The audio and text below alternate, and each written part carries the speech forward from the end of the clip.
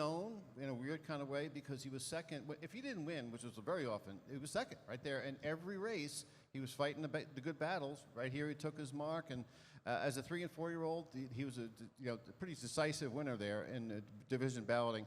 Chris Ryder did a great job with him.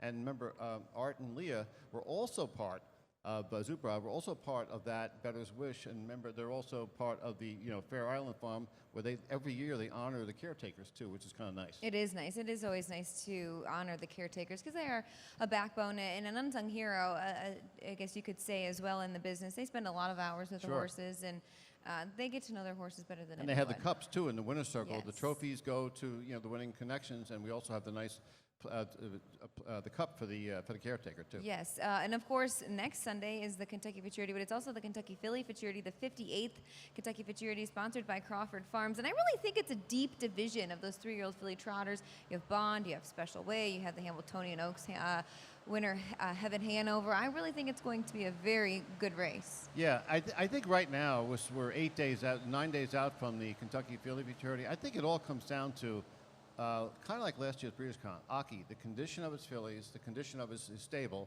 Last year he was really on a roll in the Breeders' Crown. Bond is really special, and we saw what Special Way did last year as a 3-year-old. Yeah. She had that, she had the kind of bump in the road this year, but they haven't been over-raced, and Bond, we already saw her. She can bust out of there with anybody. Who knows, if they're both in the same final, it's a tough tandem to beat. Yeah, and we will be streaming those draws Thursday. I'm not sure the time yet, but it'll be streamed on the Facebook and YouTube pages.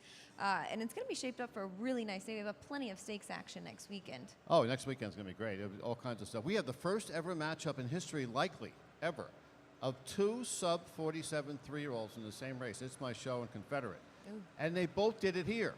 So it's going to be awfully interesting. Now, remember, the way this year has played out, remember, It's My Show was not a pace eligible. We saw when it came time for the jug, Confederate didn't go to the jug. So one's going to one, one's going to the other. And we already asked Adam Bowden here about Confederate. This is it. I mean, Timmy Teacher told us yesterday, only a few more races to enjoy him. We're looking at the last month and a half or so. So It's My Show's a gelding. So the Confederate, it's going to be pretty interesting. He was bred by, and he's going to be standing at Diamond Creek Farm. They're having a legendary year. A lot of it has to do with Sweet Lou. It really does. And, of course, It's My Show, taking the jug, giving Linda and Scotty Z the double of the jug and the jugette. Yeah, and that's a very difficult thing to do. I mean, I remember back in '98 when Brett Pelling swept everything. He won all the limbs, all the finals, and was 1-2 in the jug final. And I remember him coming there. The joke was that he was leaving with all the hardware clanking in the car.